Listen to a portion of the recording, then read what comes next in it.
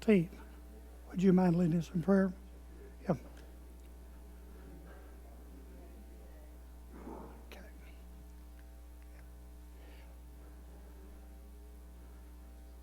All right, we'll begin with the word of prayer. We'll ask Steve Orban if he will lead us in prayer.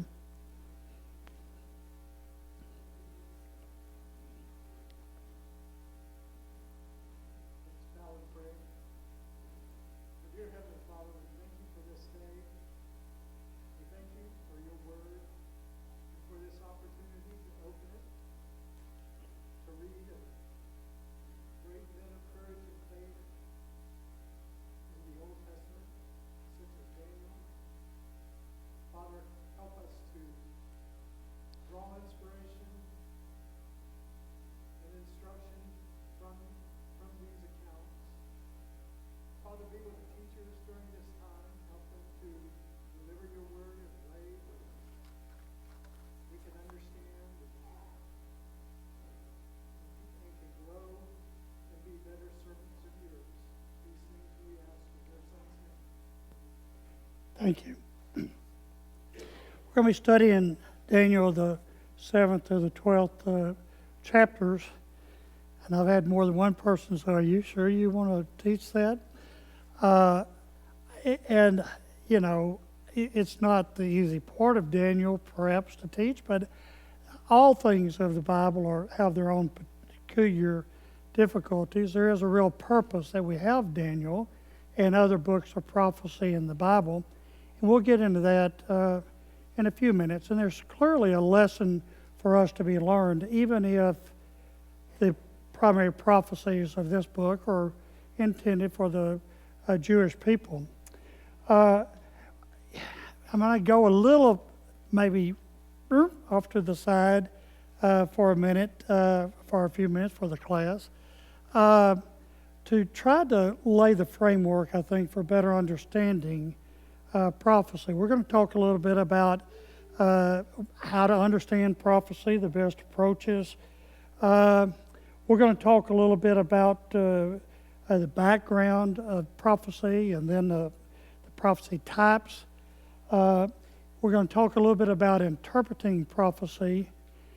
And then we're going to get into some comments about a millennial reign on earth. And I'm not trying to sidetrack us, but in order to understand many of our friends, most of the world today that is, I guess, the Protestant Christians probably hold some form of a view of a 1,000-year reign of Christ on earth.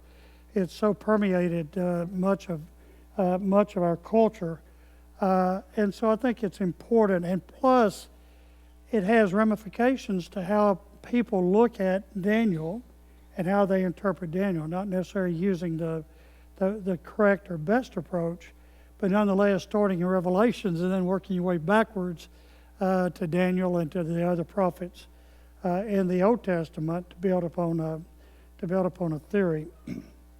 All right, so first steps in prophecy, I think, is understanding the background and understanding the prophecy type. By background, to whom is the prophecy addressed? Pretty important. Revelations, right off the bat tells you, people misuse it. It says it's to the 7 churches of Asia, and further it talks about a time. It says the things shortly to come to pass. People just skip right through that, and they go over to the 20th chapter and start pulling things out. What is the purpose of the prophecy? God gives purpose. He isn't trying to just, to tell you how to predict the races in the future or anything like that. There's a reason and a purpose that these prophecies are given. What's the setting? We're going to go a little bit through some maps again. I'm big on geography, but I think it helps you to better understand what's the history, the culture, the civilizations that are involved within this prophecy. What's the prophecy type? In the Bible we have literal written word, most of it is, but then we have symbolic, figurative language.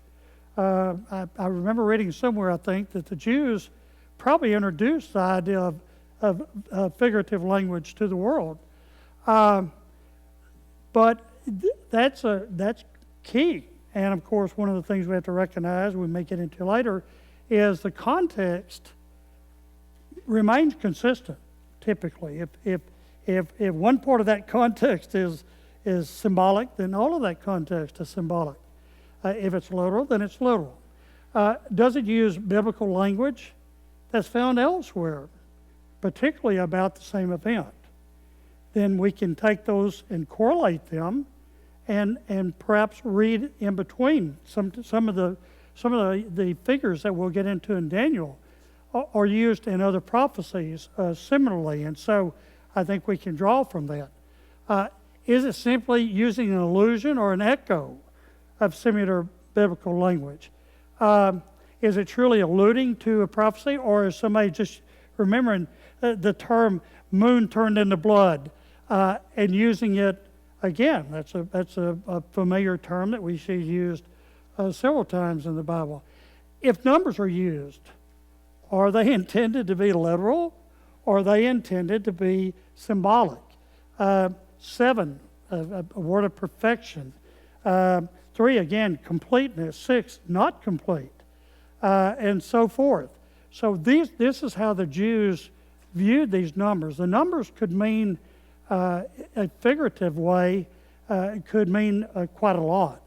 And so we have to use and look at them within the context and determine from that what is intended. In interpreting prophecy, we look for the interpretation given in the immediate context. Quite often, at least part of the prophecy is explained within an immediate content or shortly thereafter. We look for similar wording used elsewhere, particularly about the same subject or event, that may aid us in understanding that prophecy. Prophecy can have duality, particularly Psalms. Many times we'll find a reference to David that also is referring to the Messiah as well. So we find a duality of prophecy where and I think it was intended to address two entirely different events. We should not force a literal meaning into a symbolic language, and particularly when the context clearly uses symbolic language. That is probably the worst thing that most people do today. It's kind of exciting. I mean, you get into some of the language and all going on, and boy, you just, man, that's really something. And then you start, well, what could he mean by that? It must mean this, and that's really abusing the language. We need to read the prophecy with an open mind. I think quite often people start off with a theory, and then they get, just like we do in a lot of other things, but in prophecy, a theory, and then they go searching for scriptures that bolster their theory. And what they end up with quite often is a mishmash. There's no logic. There's no real way you say, well, that clearly is related to this item, other than a common word or common theme. So we need to just sit down and read the Bible with an open mind. And, we really need to do that on everything. We quite often get in our mind focused one thing, and sometimes in our rereading, we fail to pick up additional items, and that's particularly in regard to prophecy. Prophecy is from God. All of God's Word is going to agree with each other. So if somebody comes up with an idea about prophecy and it disagrees with other portions of the Bible, then obviously that is not the correct understanding of that prophecy. There's a consistency throughout in God's Word. All right, so regarding Daniel, we're going to kind of go through those steps. The prophecy was given to whom? The book of Daniel. Who was prophecy given to? All right, it was directed for God's people, yes. Who was it? It was given to Daniel, right? He's the one revealing. And it was for specifically the Jewish people, okay? Here they were. They had been God's chosen. They had had their own kingdom. It was a mighty kingdom in that time frame. And he knew they had failed. They had sinned. And in fact, they were still sinning. And he was very concerned about his people.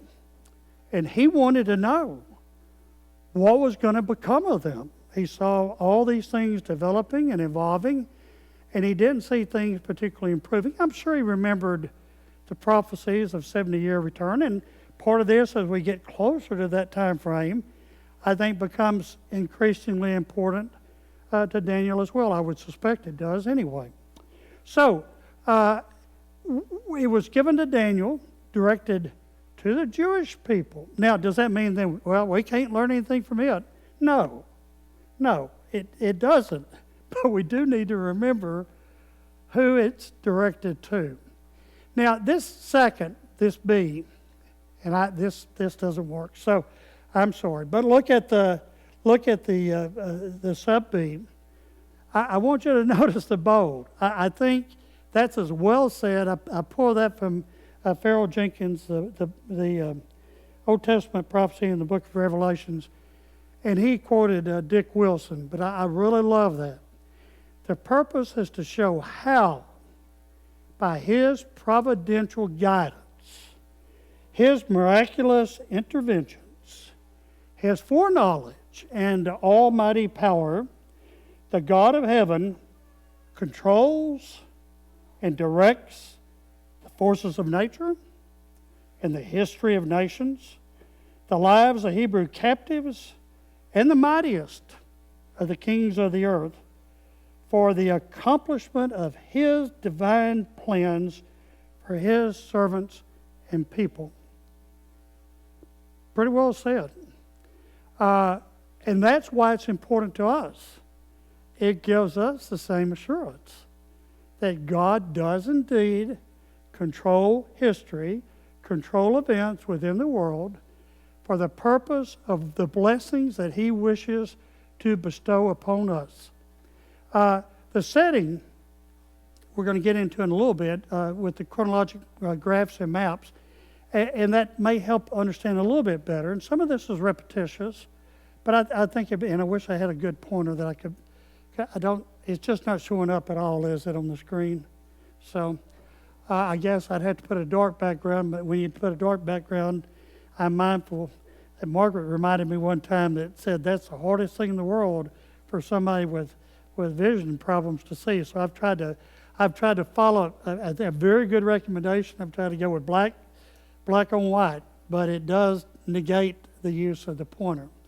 All right, well, there's a pointer. Huh? Hey, can I borrow it? That does work. I couldn't say more. That thing turned green on me. Just click that. Thank you. All right. Now, let's see. Yeah, good. Wow, that's great. All right. So, what we have here, let me get myself found. All right. Come on. Oh, there it goes. That's 704 BC here. We're going to just start in here. This is a whole thing that goes all the way back to the beginning of the world, to about 404 BC. And what you'll notice, you'll see over here at Manasseh, just prior to Josiah, as far as being the king. Ahaz was the last king, so we find that the 10 tribes have been taken into captivity in 722-21 BC. Sennacherib's army is destroyed at the gates of Jerusalem in about 705, 6, 7, in that time frame. Joel is a prophet in this time frame. All right, now we're going to come forward in time from 700. Joel's prophesying, let's see, I think that is Isaiah, one of these. as well. And they've already been prophesying about what's going to come. Now, Josiah is a king in this time frame up to 609 BC. And then we find those who followed him as far as and I keep doing that. My wife told me, let's do it for both sides, so I'll come over here too. So we're 704 in here, 504, 404 BC. And we're seeing various things happening. Now you'll notice from a worldly viewpoint, Socrates, Plato, Aristotle, they're all in this period of the 500s. We'll find Ahasuerus or Xerxes. All right, who's that famous for? Who do we equate? There we go. Huh? Esther. Okay. Cyrus the Persian. Darius the Mede is already beginning to take part or grow bigger. Cyrus the Persian serving under him. Nebuchadnezzar in this time frame. Daniel, Ezra comes along. Ezekiel in this time frame. Zechariah, Obadiah. And then, of course, I guess I'd point again to Socrates and Plato, Aristotle. All right. Now, so this is the time frame that we're in, and we're going to primarily cover initially to about 535, 525 BC, and that will be mostly 535 and 539 in that time frame, even 553, I think, some of the prophecies. All right. Now, this carries us on out to the New Testament times, and of course you'll see there we are. You'll see a lack of much about the Jewish people: Epicurus, Alexander, and here Euclid, Archimedes. These are names from the past we've heard of. Hannibal, Antiochus the Great. And then if we pick up a period of relative overall silence, we have the 400 years of Bible silence, that there's really nothing revealed from about 400 BC to the time of Christ. But we do have other sources of history available to us that we kind of fill in the gaps. Ptolemy, you remember the Ptolemies in Egypt, the Antiochus is in Syrian. So Claudius Caesar picking up here, and Peter and Paul, and those individuals as well. All right, so that's the time frame that we're in. Egypt probably begun about 2200, China about 2000, 2100 BC. They're fairly old civilizations, but you're going to see that at this time frame, this is really the time of the patriarchs. So we're talking about 2000 roughly BC, 2200 in that time frame. And you have Elam, you remember referred to, and Babylon, and Assyria, and Mari, and then Egypt. Boy, not much going on up here really that we're aware of in Europe, which we on over here, Turkey in this area, and then of course the Middle East, again, in that time frame. Somehow I make it go off sometimes. Now I want you to mark in your mind the Caspian, the Black, the Mediterranean Sea, because that'll help you as we go to the other maps to kind of find yourself. The Red Sea, the Persian Gulf. Of course, Israel lies right in this area. It's not very large, perhaps 150 miles, 180 miles maybe long, 30 to 50 miles wide. And again, I want you to watch is the Red Sea, Persian Gulf, the Caspian Sea, the Black Sea, and the Mediterranean Sea. And you'll find a mention of the Hittites here. The Hittites, as far as we were concerned, didn't exist. That was just something that the Bible had picked out till 1950s, 60s, I think. And lo and behold, they were quite a force. They used iron, developed it, chariots. They were a really outstanding group of people. All right. Now we're going to find, we had several mixed countries before, and this is the time frame now that Judah had already developed. They developed under the previous slide, and now we find the Assyrians have kind of gobbled up, brought in Elam down into what became known as Persia. Here's your Caspian, your Black, your Mediterranean, your Red Sea, and your Persian Gulf. And you'll see now they're controlling pretty much the Fertile Crescent, coming around and around that way. Again, to give you, that would be the Fertile Crescent. I can get it to stay. There we are. That would be the Fertile Crescent in there. All right, and these two red and the green lines. The red was a campaign of Esarhaddon, again a name we find in the Bible, and then the green was Ashurbanipal. Both, you'll notice, were going from Assyria to Egypt, but they had to go, whatever they did, they had to go through the land of the Jews. So as a result, now the Jews, Egypt didn't come against the Jews as often because they kind of served as a buffer. And so whoever came through had to get through Israel before they could get to Egypt, depending on how strong it was at the time. So, but because of that, it at once put them in a good place as far as trade is concerned, but in a bad place sometimes as far as defense is concerned. That thing's not going off, is it? All right.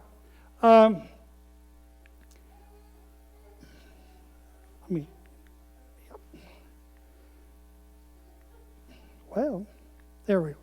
So, and this is to show, and this is exactly what happened before the Battle of Megiddo. Josiah, who in my opinion still is probably the best king that Israel had, but Josiah sets off to intercept the Egyptians. This is 609 BC, and this is what's going to set up where we are now. And Pharaoh's coming up the coast, coming up that way. He's heading up to a juncture, Carchemish, where he is going to join in with the weakening Assyrian nation to battle the increasingly strong Babylonian. So Josiah goes up to meet and stop the Egyptians, thereby helping Nebuchadnezzar and the Babylonians. And of course, he's killed at the Battle of Megiddo, and then we just go into just a complete breakthrough as far as kings are concerned. But it's the same thing that they're right in the midst of that. And there's Megiddo somewhere right in that area. I can't hold it very steady. All right, now Babylon has taken over, and you see we're going from a fairly minor. The Syrians gave the people fits. You had various little small kingdoms that would rise up and would really come against the Israelites. But we're getting into pretty large countries, and Babylon encompasses pretty much the entire Fertile Crescent. But you also find the Medes are starting to build up, and they have made a vassal of the Persians. The Scythians were pretty powerful bunch that the Romans never did conquer. Lydia, the king of Lydia, and then Thrace is beginning to show up. This is going to be Macedonia and Greece. And don't make a mistake of thinking Macedonia and Greece are the same thing, because I got straightened out real quickly on that by a young lady that was from Macedonia who was a graduate student. They do not want to be called Greeks.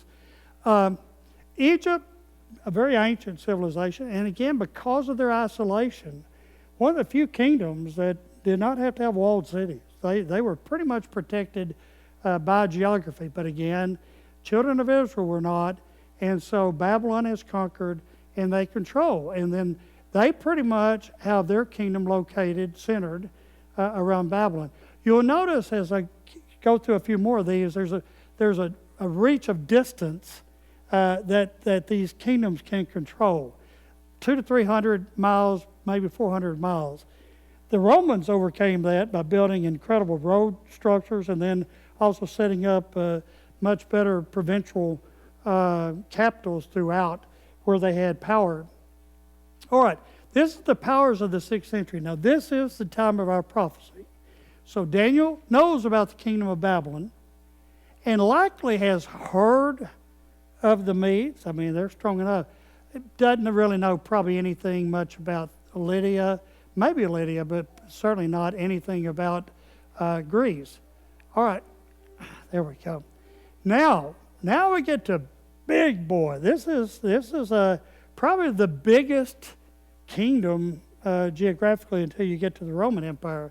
So now the Persian kingdom, and it's now become, we called it Medo-Persian, and then now it's become really more the Persian kingdom. And again, here's your Black Sea and Caspian and Mediterranean, the Persian Gulf, the Arabian Sea, Red Sea, where the Houthis are exercising their power nowadays. Again, Caspian, Black Sea. Notice the Aral Sea up here. None of the other kingdoms ever got up into this area as far as control. This is modern-day India in this area. That's that big peninsula of India. So this is a mammoth kingdom. Just think, we were talking about little kingdoms that sat in that area. Just one would occupy about that much area. Now they are occupying this much, have brought Egypt into subjection as well. Modern day Turkey right here, Russia up in this area. So this is a very large. Now, and this is one of those that he not only is going to prophesy about, but then he's going to be prophesying to as well. All right, now we'll go to, just again, as an aside to kind of get your bearings. So they would be now coming from Susa when the children of Israel returned, and these would be the returns of Sheshbazzar and Zerubbabel, and then Ezra and Nehemiah would be in the red. But you notice, even the red, they took a little bit more direct approach, but it's still several hundred miles, no matter what you do, and not always through real easy territory. Here's Ur of the Chaldees, where Abraham began. So now we have a situation, and this is Susa will be over here. That's we're going to hear. That's going to be one of the capitals of the Persian Empire. That's showing that over here. I've lost it. There we are. Susa, right in this area. Babylon up in this area. There's the Euphrates. There's the Tigris. They form the Fertile Crescent. All right. Now Alexander the Great. Now actually his empire went all the way. Now you see we're picking up India. He didn't get all the way up to the Aral Sea. Didn't get quite as far up to the Caucasus Mountains. But we have the Black Sea, the Caspian. And now we're beginning to see Macedonia. Little Italy over there, though, it's still pretty quiet. So Alexander the Great, Philip, his dad, had managed to bring most of the Greek cities to heel and made them part of his kingdom.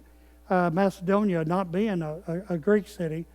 And then finally the Roman Empire, just to give you an idea of the stretch.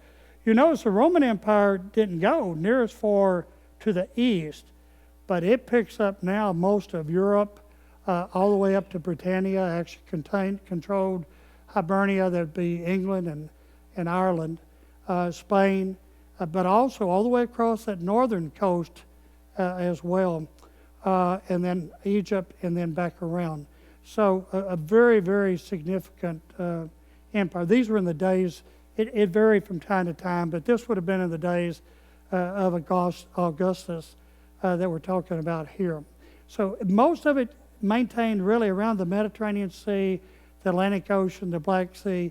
They were using a lot of seagoing craft. Persian, they didn't really try to push down into this region as much. A fairly good resistance. I think the Parthians were down in this area, and they were always pretty hard to deal with. All right, now, I don't know how to turn this thing off, but I'll keep using it. Just press it down. Oh, okay. I got you. All right. Many today interpret the prophecies and revelations as being related to or part of. Let me get my notes in front of me. Let's see. Catch up with myself.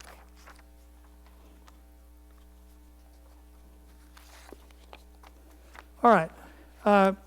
As being related to the completion of the prophecies in Daniel. There's a reason for that. There's a good reason. John in Revelations uses verses from Daniel 53 times. So for a little 12 chapter book, it's used considerably. There are similarities between Daniel and Revelation. The authors of both were in exile. The people of God were opposed in both by an ungodly force. The Israelites by Babylon, the Christians by Rome. Each spoke of the overthrow of the evil power and the continuing rule of God, the greater power of God overcoming the physical that were oppressing them. However, there's a main difference, and that was, why was Israel in captivity? Okay, idolatry. They had sinned against God. Why were Christians oppressed?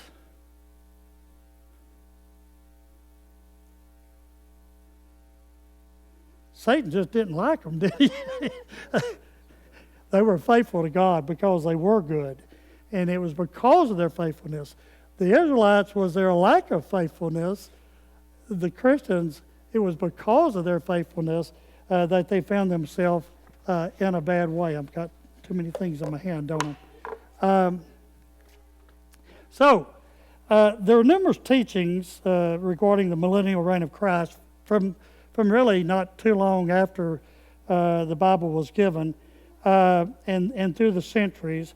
But most of those include some concept of Jesus reigning on earth over a kingdom most of the time considered to be 1,000 years. Some of you are old enough to remember the late, great Planet Earth by Hal Lindsey. How many remember or knew about that book? Got a few. And it is, it just really caught everybody's attention and really got everybody all excited. And of course, I think if you really pressed him back then, he would have said that would all have occurred by now, because here we are from 1970. We're 50 years later. Of course, again, there are a lot of people say, "Oh, here it is. It's all happening right now." This battle between Russia. His next book was Countdown in the 80s.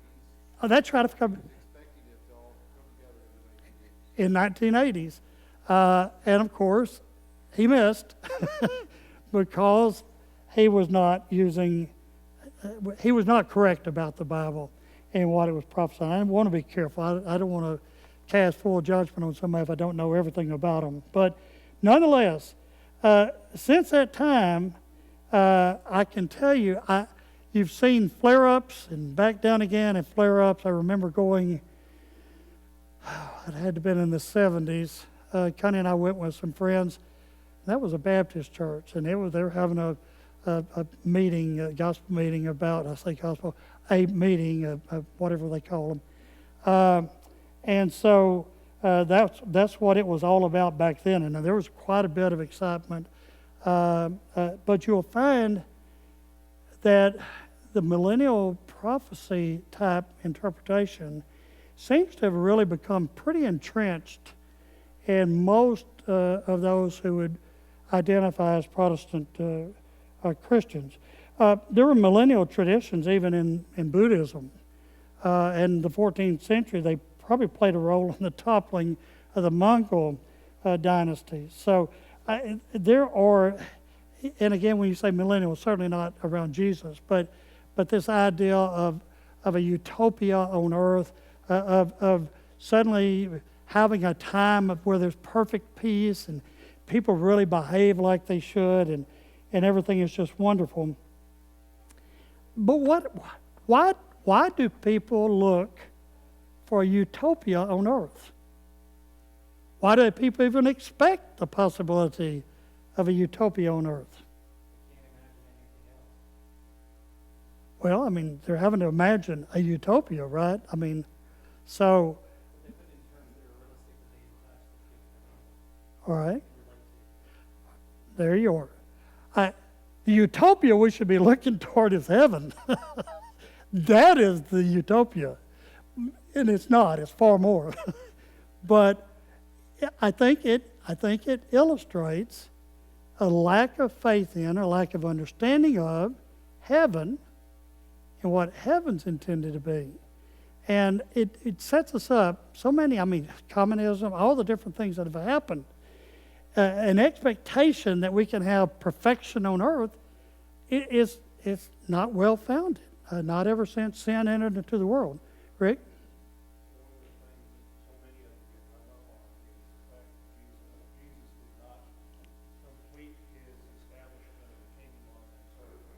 Yes.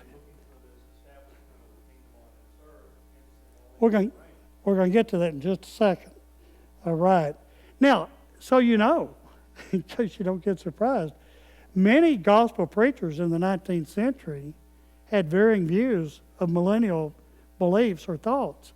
And that really had to do with more of a Christianity would ultimately win out and would be adopted by all people, and it would become the religion of the world. Every time man has tried to substitute his knowledge for God's, it's been a failure. The Catholic Church, set about to control the world. Constantine found Christianity to be very convenient to him, and they could turn whole nations into Christians in one agreement with the king. But of course they weren't. And it became the idea of control rather than the idea of capturing the heart. And every time you set off with this power thing and trying to think about control in that regard, you end up substituting man's power for God's power. And that's not going to work. All right, so these are some lessons I think that we have to learn. Now, back to Rick, and I don't know how much you're going to be able to read this. This is one of the better charts, and I use it. This is it was in 1981, I believe. So Donald Perkins, but it's one of the best charts I've found that kind of at least enumerates how all these different parts fit together. But I'm going to follow it through for you for the non-Christian and the Christian, okay? And in so doing, and I'm going to try to go back and forth, but just to give you a little bit of an idea of what are the main thrusts. This does not represent everybody at all. It's just one concept, and probably you have as many different beliefs in millennialism as you have people. It's one of those things. So they start with the present earth over here, okay? And of course, the death of Jesus, and now we have Abraham's bosom or the paradise here, and then Hades or Sheol here. And so the dead are going in these directions at that point in time. Now, if you follow straight through, this is the church age, okay? And just as Rick was saying, most, found some that don't necessarily say it, but most say that Jesus came to establish his kingdom on earth. He was rejected, and therefore the church was begun instead of the kingdom. And so until the time came for Jesus to come back to earth. And again, that's not what I believe, but I'm trying to outline. So we find the first part of this is the church age. Now you're going to see the black coming over. So that's the church age. And you see the black coming over. Well, that's the Israelite nation that's in slumber. It's in a spirit of slumber. So they're not really bringing the Jewish people into the church age. Go to Romans, and they use Romans, but Paul is writing Romans to try to convince the Romans, the Jews, that that God has made provision for both the Gentiles and the Jews. And then he's trying to get them to turn to God. Well, but this has them just not being concerned, and they're in slumber. Still okay with God, okay, but they're going to have a time that they're supposed to do what's right. So you have the church age, okay? And now we have Tartarus for those who are lost, who die in this time frame and are not in the church. All right, so let me just come on through this way first. I'll do this way first. All right, so we've heard of the rapture. Probably most of you have. Has everybody heard of the rapture? Know what it entails? It is supposedly Jesus will come and collect the saints. They'll go up and be with Him. And they take us to a judgment seat of Christ, the marriage supper of the Lamb. And now they're going to come back. There's going to be a period of tribulation on earth. They're not going to be affected by it. All right? So there's a period of tribulation. Satan is cast down to the earth. He comes in, he battles, and then he is then taken over to the bottomless pit because the church comes back to earth with Jesus, and he now establishes a millennial period, the kingdom of Christ.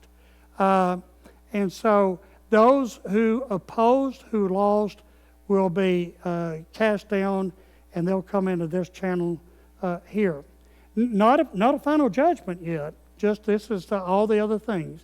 All right, so we have a millennial period, and we find Satan will be in the bottomless pit. Now, see, now they're over in pretty much in Revelations 20, and now he's going to come up one last time, and that's what a lot of Revelations is about in theory, and there's going to be that revolt, and he'll lose, he'll go to the lake of fire, and then there will be a judgment, the great white throne. You always say you have the judgment. I thought there were four. This only has three.